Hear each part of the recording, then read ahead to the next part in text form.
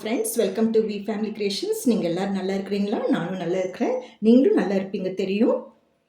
இன்றைக்கி tomato soup செய்ய போகிறேன். பார்க்கலாமா? ஃபஸ்ட்டு இது பிரியாணி இலை வந்து ஒன்று தான் எடுத்திருக்கேன். நான் 3 கட் பண்ணியிருக்கேன். அப்புறமா இந்த ஏலக்காய் வந்து அந்த தோல் கொஞ்சமாக எடுத்திருக்கேன். ஏன்னா உள்ளேருந்து அந்த ஃப்ளேவர் வரணுக்காக நான் எடுத்திருக்கேன். சரிங்களா?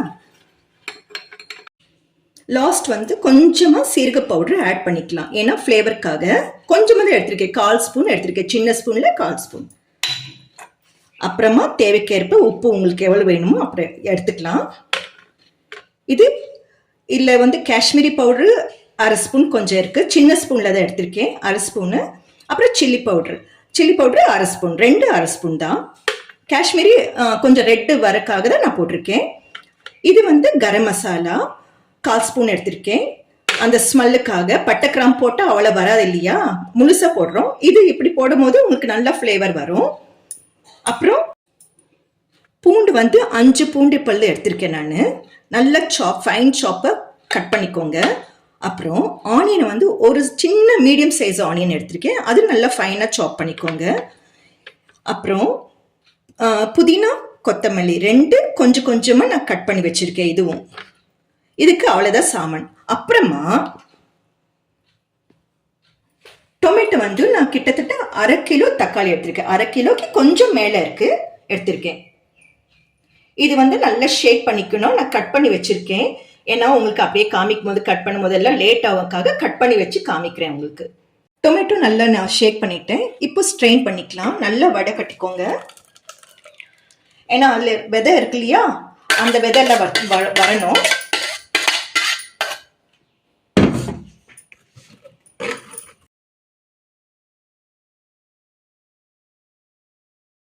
பாருங்க, அந்த விதையெல்லாம் தெரியுதா?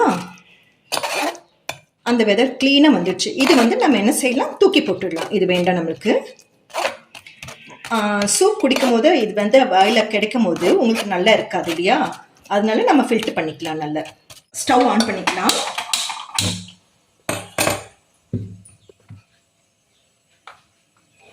இப்போ பட்டர் வந்து இதுக்கு 1/2 ஸ்பூன் போட்டுக்கோங்க. போதும்.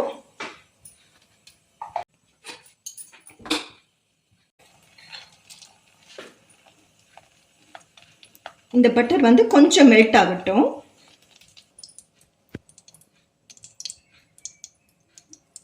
இப்போ சிம் பண்ணிக்கோங்க. இப்போ இந்த பிரியாணியில ஏலக்காய் சொன்ன இல்லையா, இதில் போட்டுக்கலாம். போட்டதுக்கு அப்புறம் கொஞ்சம் 2 நிமிஷம் இப்படி இருக்கட்டும். அப்புறமா இந்த பூண்டு போட்டுக்கோங்க. இந்த பூண்டு பல்லு கொஞ்சம் கலர் சேஞ்ச் ஆகணும். பூண்டு 5 பல் சொன்ன இல்லையா, நல்லா கட் பண்ணிட்டு சின்னதாக இருக்கணும். அப்பதான் சீக்கிரமா வேகும் உங்களுக்கு. கொஞ்சம் ப்ரௌனாக வரட்டும். பாருங்க, கொஞ்சம் கலர் சேஞ்ச் ஆச்சு இல்லையா.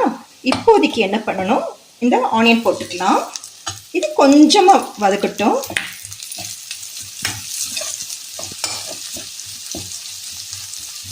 பாருங்க, கலர் சேஞ்ச் ஆச்சு.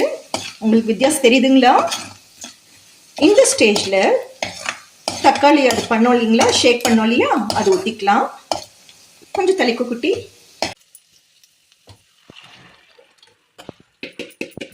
இப்போ சால்ட் போட்டுக்கலாம். இல்லை, சால்ட் போட்டாச்சு. அப்புறம் நான் சொன்னேன் இல்லைங்களா, இந்த காஷ்மீரி பவுடர் அப்புறம் சில்லி பவுடர் இது போட்டுக்கலாம். க்ளோஸ் பண்ணி வச்சுக்கலாம். நல்லா கொதிக்கட்டும்.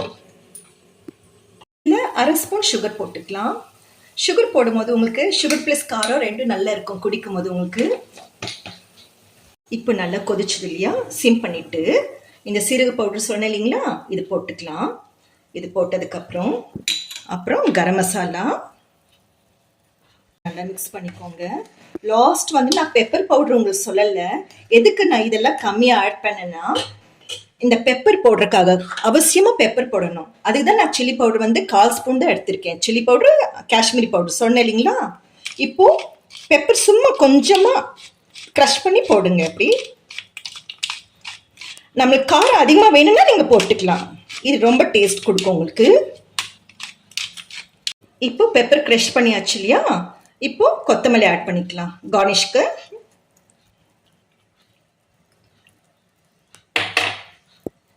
அப்படியே கலக்கி வைங்க. பெப்பர் க்ரஷ் பண்ணி போட்டோம் இல்லையா, அப்புறமா கொத்தமல்லி நான் போட்டுட்டேன். கொத்தமல்லி போட்டு மிக்ஸ் பண்ணி ஆஃப் பண்ணிடுங்க ஸ்டவ். அவ்வளோதான். சாரி, கார்ன்ஃப்ளவர் நான் சொல்லலை. கார்ன்ஃப்ளவர் 1/2 ஸ்பூன் எடுத்துட்டு நான் மிக்ஸ் பண்ணிட்டு இதில் ஊற்றிக்கிறேன். அது அவசியமாக கொஞ்சம் திக்னஸாக வரணும். இது போடணும். ஒரு கொதி வந்ததுக்கப்புறம் ஆஃப் பண்ணிடுங்க போதும்.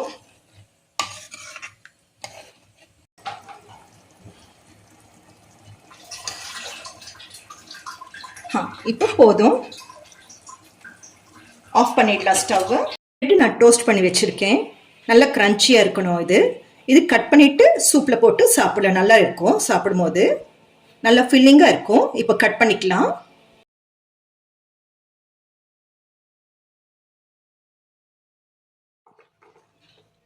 இப்போ சூப் ரெடி. இப்போ பிரெட் க்ரம்ஸ் இதில் மேலே போட்டுக்கலாம். நல்லா இருக்கும். இப்படி போட்டு சாப்பிடலாம். அவ்வளோதான், சூப் ரெடி. தேங்க்யூ ஃபார் வாட்சிங். Take care. நீங்கள் சப்ஸ்கிரைப் பண்ணுங்கள், லைக் பண்ணுங்கள், கமெண்ட்ஸும் சொல்லுங்கள். எப்படி இருக்குது நீங்கள் செஞ்சு பார்த்து எனக்கு சொல்லணும். அப்புறம் தான் எப்படி டேஸ்ட் இருக்குன்னு நானும் தெரிஞ்சுக்குவேன். God bless you. Take care.